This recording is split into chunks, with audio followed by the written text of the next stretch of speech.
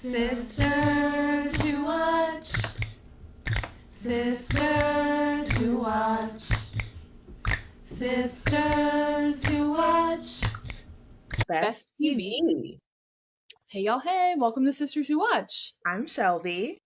And I'm Laura, and we're Sisters Who Watch everything, TV, movie, sports, concerts, even way too much television. Too we love much. to watch, we love talking about it even more. Today we're watching Best TV shows. 2024. That's right, our year-end TV recommendations. Woo woo, that's it. Yes, and before we get into our lists, please make sure you're giving Sisters Who Watch 5 stars wherever you listen. 5 stars, please. Make sure you're rating, downloading, subscribing, and follow us on all our social media platforms at Sisters Who Watch, and support us via Zelle and listener support on Spotify. Thank you. Yes, we appreciate y'all so much. And for a bit of background, we do these episodes each year. It was in 2023 and then 2024. And now, starting 2025, we're going to have our best of 2024 TV show episode for you all. So if you haven't listened to our best TV of 2022 or 2023 episodes, please check those out. In the past, have done like a worst content episode, but are actually just going to give a few dishonorable mentions to kick off this episode instead. So my first one is a show that was on my most anticipated content of 2024 list, but really disappointed me. It is Bridgerton Season 3. Wah, wah. What? Shelby loves Bridgerton. What a disappointment. Season 3 did not live up to the hype. And I felt this way. If you listen to our most anticipated content episode, I was worried anyway, because I did not think Penelope and Colin had given us that much in the prior seasons to make it seem like they would be a believable relationship this season. And it was true. They weren't. And on top of that, it felt like there were too many other competing storylines. It just fell flat. And I was really disappointed because I watched like all those hours of Bridgerton Season 3 and did not like it at all. Pales in comparison to Queen Charlotte, A Bridgerton Story, and Bridgerton Season 2, which were the last installments I watched and really liked. Something about it this season just didn't do it for me, and a lot of people agree. Some people think it's because of the new showrunners. Like, they didn't have as much focus on, like, character development or costumes or design. Like, just felt off. So that was a big disappointment. And you didn't even try to watch, because you haven't seen Bridgerton Season 2. No. Didn't miss out on anything this time. You did not. My other dishonorable mention is a franchise. Oh. And it's the Bachelor franchise. Ugh, what a rough year it had. Started out strong with The Bachelor Season 28, which I actually liked. But as much as I love Joey, The Bachelorette Season 21 with Jen and The Golden Bachelorette with Joan were just so bad to me. They pull him down. They do. Particularly the way Jen's season ended with Devin. Don't need to go into it. Watch our episode on it. Just brutal for women everywhere. And then The Golden Bachelorette with Joan, we have an episode on that as well. She was just so boring. And it was so obvious. Such a predictable ending. So the fact that I spent so much time and energy watching The Bachelorette and The Golden Bachelorette, I was annoyed. So they get a dishonorable mention. Not worth my time. I think that's so fair. I think Joey did have a good season. I will say that I feel like Joey and I was like, what's her name? Kelsey. They're fine. Like, they're cute. I just am not invested in their relationship. I will say that. This did not make my best TV list, but shout out to Dancing with the Stars. I don't know what season that was this year. But I feel like everyone was talking about it. It was all over my feed. And the fact that Joey won, like, oh, he had a great year. He really did have a great year. So I think that was fun to watch, like seeing Joey thrive. I thought that was great. But I do agree. The Bachelor franchise is tanking. It's been tanking. We've been saying this for years. Grant, I don't think will save the franchise. No. No, Shelby and I are not excited about him. The few women who are not excited about Grant. And his season preview doesn't look that interesting. Yeah, no, I'm not. That's a good choice. That's a good choice. Okay, Laura. So what are your dishonorable mentions for TV? Yes. So my first pick is a show that Shelby and I watched together, and we were like shocked by how like bizarrely it was edited. It's Are You Smarter Than a Celebrity, hosted by Travis Kelce. Good one. Because I had to think long and hard about my worst TV. Because right, we watch a lot of television and we watch the best. We watch things that people really enjoy. And I saw this and people were talking about like, oh, Travis Kelce has his own show, like he's hosting. And I saw some of the guests were people who I liked, right? Nicole Byer was on it, Nikki Glazer, who's having a moment. Like some of the, guests on the show were interesting. Oh my gosh, it was so bad. Like the form was horrible. It didn't make sense. It wasn't well produced. And literally, we watched the first episode. We're like, okay, this is okay. But then we're like, let's just watch another one. Let's see if maybe the second episode's better. And we were actually so confused. We thought it was the same episode. Like we were watching the same one. The next episode, Travis Kelce was wearing the same unflattering suit. I'm so sorry, Travis Kelce. The suit was too big. And they had the same exact panel of celebrities. And they were all wearing the same outfits. And we're like, wait, did they accidentally put like the same episode twice? Like that didn't make sense.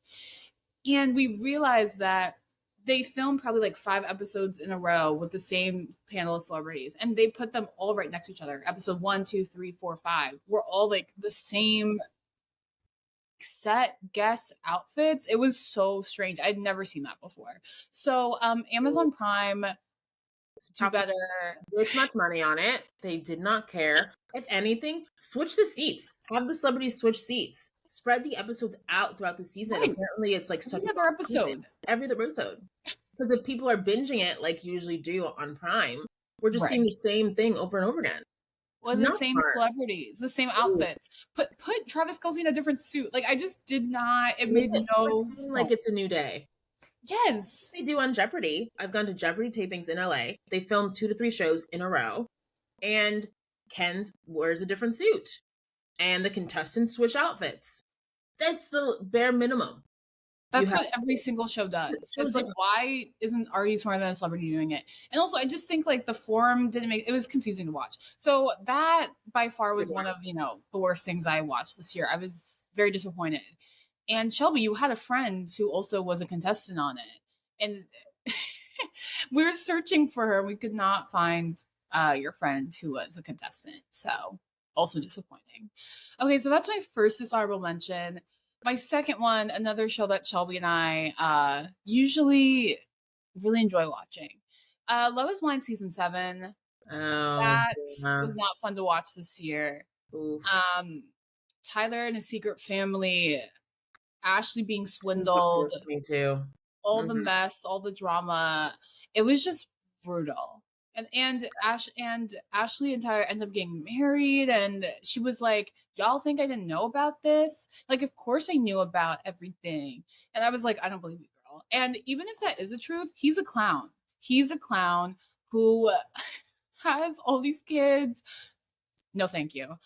So that season was a disaster, and I'm very upset about it. That's a good one. I almost had it on mine too. Tough, because Love is Blind is one of our favorites, and we did review that show as well this season, 2 parts, but it was a letdown for sure. Sure. Tough to be a Black woman watching that show with Black women just getting destroyed, whether it was Monica or Ashley or whoever was with Marissa. Yeah, all of them. It was just brutal. Disaster. That season was a disaster. Okay, on to brighter pastures. Yes. So our honorable mentions for best television of 2024. What almost made your top 5 but didn't? Yes. So The Bears season 3 was not great, but one episode was, and I think was one of the best episodes of TV I saw this year. Oh. So The Bears season 3 episode 6 almost made my list. Which one was that? The Napkins episode focused on Tina, directed by Ayo Edebiri. I thought it was beautifully done. I thought it was such an amazing debut directing by Ayo.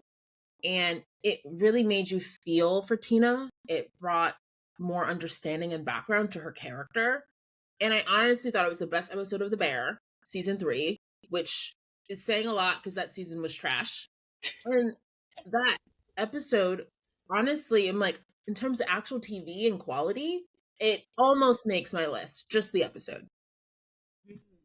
No, that's a good pick. It didn't make my best or my honorable mentions. As we talked about, this season wasn't great. Check out our full length episode reviewing it.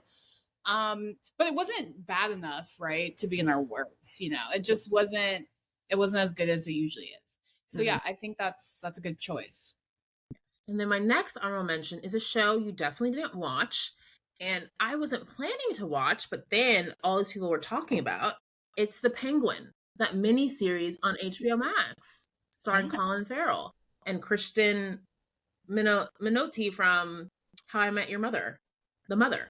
She and Colin were so good in it. Colin recently just won the Golden Globe for his role as the Penguin. It was like if the Godfather origin story set in Gotham City. Like, yeah, it was really good. I was pleasantly surprised. I feel like the DC comic content is not great these days. And it's a continuation of the Batman movie with Robert Pattinson, because in that Colin Farrell plays the Penguin.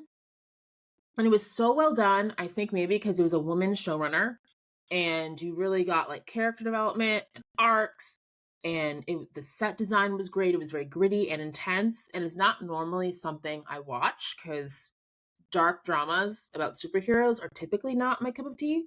But it was really well done and thrilling, and the ending, pretty brutal twist. But it shows that the Penguin's a villain. That's all I'll say. It was really good quality, but because I'm more of a comedy girly and it was a little intense, it just misses my list. But it was honestly such high quality TV. I do recommend. Okay, you did tell me that you were watching it and you were enjoying it. And yeah, it was right. It got nominated for Globe, so yeah. I think it'll crush its Emmys this upcoming year in miniseries. Okay, so for my honorable mentions, my first one is Reasonable Doubt season 2. Oh, I'm surprised. Yeah, I know. We talked about how you didn't love it as much as season 1. I did really like season 1, but I will say I did really enjoy it. I think it started off slow. But by the end of it, I was like really compelled and really into it. And I think the twist at the end of like who actually did kill JT was like, wow. Like I was not expecting that. And I just, I went through that show, took me through a wave of emotions. Yeah. And I did think I was into it. I did really like it. I think I didn't love the ending, like, how they're getting sued. I didn't love that. But yeah, it makes it, because I loved Morris Chestnut. He's fantastic. I hope he stays in the second season. We need more Morris Chestnut. And I did think how they depicted like domestic violence. I think they did it in a really good way. So I did enjoy it. I did enjoy it this year. Other honorable mention. Can you give 3? Is that okay? Okay, no, I'll just give 2. I would have given another one. I know. Okay. I'm gonna say Love is Blind UK season 1. That's my other honorable mention. Yeah. I was gonna say The Traitors season 2. But instead I'm gonna choose Love is Blind UK, and I'll tell you why. Because I think Love is Blind UK was such a surprise. Yeah. It really was. And I think it was such a breath of fresh air, because the US versions are just such disasters. And I think especially after season 7, UK just shined. It shone even more. Even though Nicole and Benaya are so kind of bizarre, I do like how they're an unusual couple. I love how Nicole, a Black woman, is being loved and cherished by this man, and they just seem like such a great couple. So yes, Love is Blind UK season 1 is my honorable mention. I really enjoyed it. It almost made my list. I agree. It was a breath of fresh air considering the way Love is Blind in the US was doing. Yeah. And it felt like these were mature adults looking for love, and it had a good mix of like drama, people regretting decisions, as well as like actual love. Okay, on to our actual top 5 best TV shows of 2024 list. Yes. My number 5 show is a show Laura did not see either. It's One Day on Netflix. Do you remember hearing about this show trending? Yeah, someone recommended it to me recently and was like, "Oh my gosh, One Day." Yeah. Oh my gosh. Apparently, it was also a movie with Anne Hathaway that came out in 2011. I never saw that. Multiple people were telling me to watch it because I am a romance girly, whether it's rom-com or rom-dram, I'm so into it. And I think maybe I had just finished Love is Blind, some show on Netflix, and it kept being promoted to me, and people were telling me about it. I was like, oh my gosh, I guess I have to watch the show.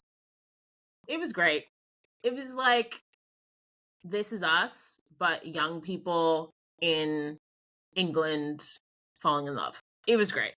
It was a tearjerker for sure, but I thoroughly enjoyed it. It was an easy binge. I love that it starred like up and coming stars, I could say.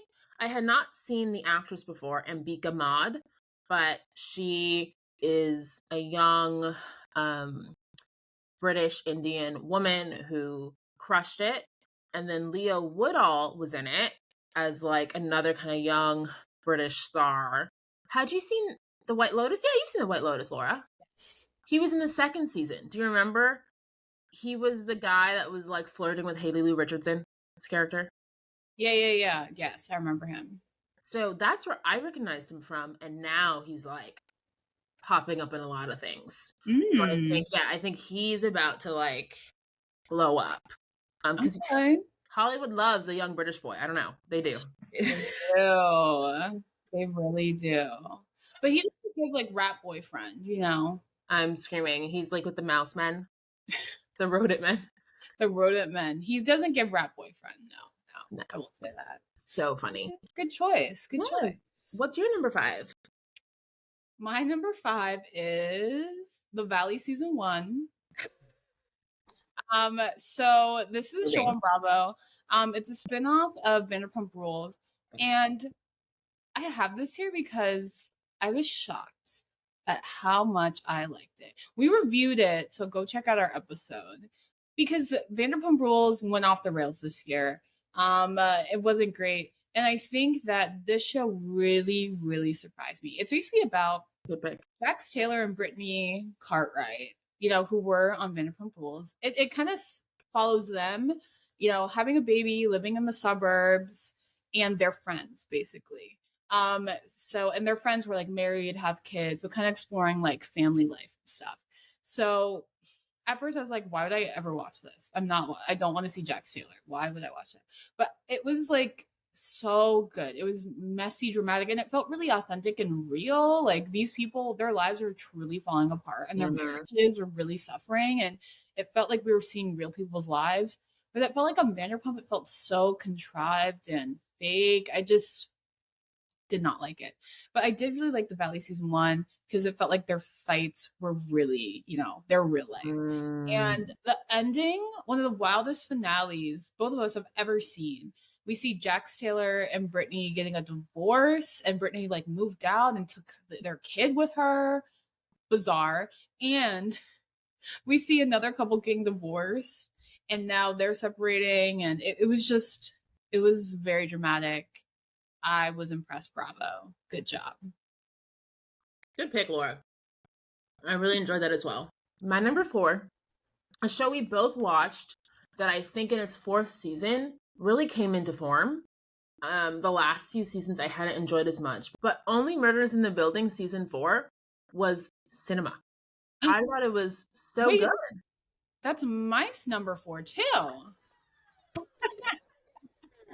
And we did not share our list before this, so we're supporting each other. Wow, that's a line, Laura. Yeah, I thoroughly enjoyed it. We love comedies, and the movie Hollywood, very meta story arc, I thought was great. I liked that we got to learn more about Jane Lynch's character Saz. I thought there were twists and turns. I thought it was like laugh out loud funny. That Martin Short scene when he's trying to show that he can run and throughout the Arconia and like he still got it, I thought was hilarious.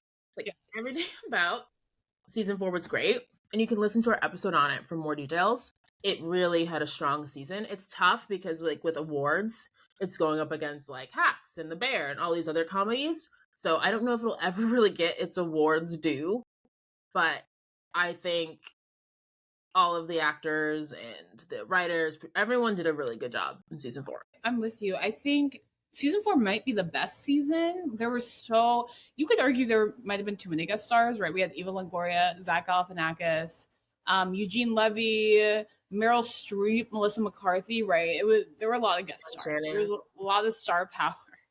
But I thought it made sense. Like some shows, it doesn't make sense, all the guest stars. But I loved how they were making the movie, and Eva Longoria was playing Selena Gomez. And I think Meryl Streep's character was like tastefully inserted. It wasn't like Meryl Streep everywhere, you know. And I just think the murder mystery twist like made sense. Like sometimes, you know, they're a little far-fetched, but I think it made sense this time. And I loved the Saz story. Was really, really good. Yeah. And one of my favorite moments when they were trying to save Selena Gomez and they were on the edge of the building, and they're like salsaing back and forth to get to the window. So good. Yeah, I really enjoyed this season. Because last season I didn't love, so I was very pleasantly surprised. I feel like it's back. They kind of middled, I feel like, with seasons 2 and 3, but came back with a vengeance with 4. Absolutely. Now for my third best TV show of 2024, in line with TV comedies, I really enjoyed Hack season 3. Ooh. Yes.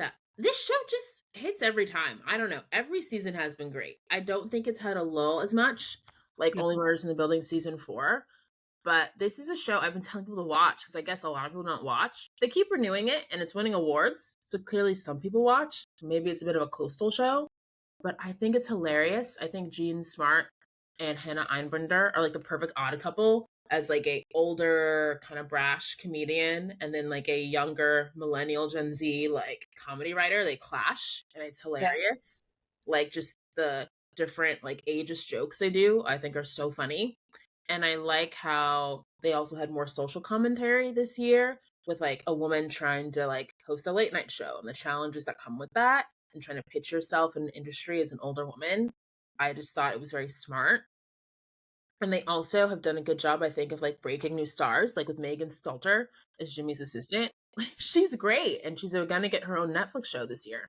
So I feel like that show just is so funny and doesn't disappoint. Like every week I was excited to watch a new episode. No skips. I felt like every episode was like really funny. So funny. So funny. Okay. What's number 3? My number 3, another show that really surprised me this year, was not planning on watching it. Quiet on Set, The Dark Side of Kids TV. That's a good one. I had to put this on my list because kind of like Shelby, I was looking back at all our episodes this year, and wow, what a show that just like shook up, you know, the industry. And right, this was something that we weren't planning on reviewing, but we listened to the people and everyone was talking about this show. It was, you know, a really popular episode for us because, I mean, our generation, I just think it hits really different because we watched all of those shows that they were grew up on Nickelodeon. We grew up on Drake and Josh, The Amanda Show, like iCarly, Victorious, Zoe 101. We watched all that. We watched all those shows. Like, you've heard some things about Dan Schneider, but like had no idea it was this horrific and like hostile. So it was like really sad to see. And I don't really watch docuseries. Like I don't really like watching dark things. I like fun and light. But I thought this was so impactful. And I still can't believe like Drake Bell came forward and his story. Like I still am processing. I'm like, how did this all happen? How was he starting a show when all of this was happening? It was just like so unbelievable. And I'm really happy that, you know, he clearly, you know, has issues and are still figuring those out. But I'm happy that he's been able to, you know, have a good year, share his story. And right, he was just on The Masked Singer. We saw him there. So hopefully he's kind of reconciling, you know, a lot of what's happened and, you know, getting better. So I really, really enjoyed Quiet on Set. That's a good one. It was a very powerful show and like a shocking show. Every episode. Yeah, there was a bomb dropped every episode. Yes. It was really well done. So good. Okay, what's your number 2? Ooh, we're getting to the top. So my number 2 show is Nobody Wants This, season 1. Oh, interesting. Clearly, Laura feels differently. I feel like I've mentioned this, right? I love a good rom-com. This is a show that just really hit for me. Again, it was trending, and then a lot of people were like, have you seen this? Have you seen this? You should watch, because it's a rom-com. It has 2 like millennial stars that we grew up with, and Kristen Bell and Adam Brody. The 2 sisters in the show have a podcast, like us. They live in LA. I mean, it's very meta for us. Yes. So many reasons, right, that I would enjoy it. And it just hit. Again, an easy binge, you know, and Netflix historically has not done great with comedies, but they were able to, I think, kind of capture magic with Nobody Wants This. Adam Brody and Kristen Bell were great. I felt very nostalgic. I love seeing LA kind of featured, and I thought they had great chemistry, and I just enjoyed it. I thought it was funny. I thought like the siblings were funny, like Timothy Simons. I haven't seen him since Veep, and I thought he was hilarious. Like, it just was a really like fun, enjoyable watch. And I feel like sometimes with TV, you just need like kind of easy breezy, but also well done, right? It was nominated at the Golden Globes. Like, I do think it was a well done show, and it's been renewed for season 2, so I'm excited to see where it goes. But I really enjoyed the show. I don't disagree with you. I didn't make my top 5, but it was a very enjoyable show. I think because everyone was freaking out about it and being like, this show is so good. I think it was a bit overhyped for me. Like, the fact that it was nominated for Golden Globes, I'm like, is this really Golden Globe worthy? I'm like, really? It was cute and fun. We talked about, I thought like the way they depicted Jewish women was like pretty wild and hostile. So I didn't love that, but I do think like it was a good show. I enjoyed it. Kristen Bell, Adam Brody had great chemistry. It was funny. But we did talk about how like for season 2, I'm curious how that will go, because it seems like a great mini series, you know, wrap it up, perfect little bow. Mm-hmm. I just don't want them to mess up season 2. So we'll see. No, I think it's a good point. I don't know if they need a season 2. It felt like Nobody Wants a season 1 was like a perfect kind of like mini series, but we'll see. We'll see. Yeah, and the title, such a bad title. It's a mouthful. Nobody wants this. Yeah, this is nonsense. Should not have a negative title like that. Right. Yeah. So now it's my number 2. Yes, it's your turn. Okay. So we did talk about this. This was on your list. Hacks season 3 is my number 2 for all the reasons that you said. It's like, it's so well done. It's a woman-centered story. Like, you don't really see that much these days. So, and I thought, right, it's really well, it's so funny. Laugh out loud funny every single episode. And I love how it talks about age and generations really well, you know, right? I love the episode when Ava went to Berkeley and she was trying to connect with the youths and college students, because she's like the young person, and then she was like, oh wait, like I clearly am really out of touch. And I think they did a good job this season talking about like, you know, racism and like being able to take accountability for your actions and learning from your mistakes. And I think that's a sensitive topic in comedy, you know, apologizing for jokes. And I think they approach that really well. And I like the twist at the end, like Ava now, you know, blackmailing Jean Smart. Like, what? So I'm excited for season 4. I think season 4 will be really good to see that like tension and drama. So yeah, Hacks season 3 was fantastic. It was great. So good. They're filming season 4 right now, and Jean Smart just won the Golden Globe for Best Actress in a comedy. And it won Best Comedy at the Golden Globes, the show. So it's crushing. People are seeing it. All right, Shelby, give me your number 1 best TV show of 2024. I have a feeling we have the same one. Should we say it at the same time? Yeah. 1, 2, 3. Love Island USA. There wasn't anything else that could have been the number 1 show. No, definitely. It's the show of the year. Correction. Show, not just the show of the summer, the show of the year. Show of the year. Wow. We have a 2-part review on it if you really want to hear all our thoughts. It just hit. It hit in every way possible. It was our first time watching Love Island USA. We are Love Island. Everyone's first time watching Love Island USA. Who was watching Love Island USA before this year? Ariana Madix. Ariana Madix. I can name like one other person. I'm like, no one watches Love Island USA. Crazy. Oh my gosh. Crazy. So good. So good. I don't think I've been so like satisfied by a reality TV show ever. Like, for real. It had the drama, it had the twists and turns, it had the love, it had the relationships, it actually had Black love.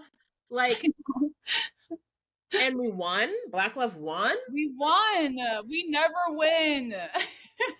My gosh, it was so good. For the month of, was it July?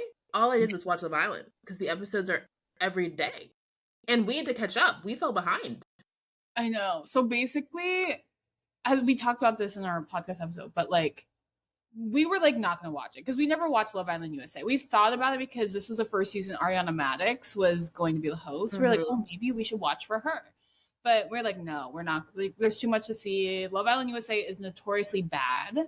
That's what I've heard from so many people. But then everyone was talking about it. People were like, you have to. What are you doing? You're not watching Love Island USA? Like, get it together. Start watching it. So I did. And I was like a few weeks behind. So I was watching Love Island USA 24/7. I was literally like doing work and I would have my phone like right underneath my laptop, like typing and watching while doing work. It was insane. I was watching 24/7. And I finally caught up in time to vote for the finale. I had started a bit before you, so I was caught up like the last 2-3 weeks, and it was exciting to finally vote live. I was like, oh my gosh, I have the app, I can vote. It just was so good. Ariana crushed it as host in her outfits. Such a good job to have Serena and Cordell win, but also for Janae and Kenny to make the finale, and like it just for Taylor and Aaron to be voted out. For Rob to go home. Like just everything that needed to happen happened. Yes. And yeah, it was perfection. I had a great time. Yeah. Show of the summer. Only thing is I don't know how they're going to be able to capture that for the next season.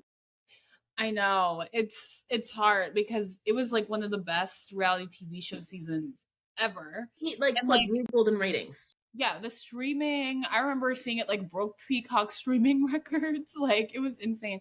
And I don't even follow any of the cast mates from the show, but they're all over my feed. Like Serena did like a year in review and she and Cordell like met Rihanna. Like what?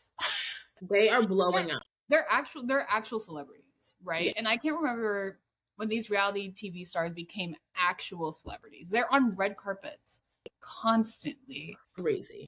Yeah, I think I definitely agree. This was the best TV show. This was the show of the year. It was the show of the year. It was the show of the year. Down. Yes. Wow. Ugh.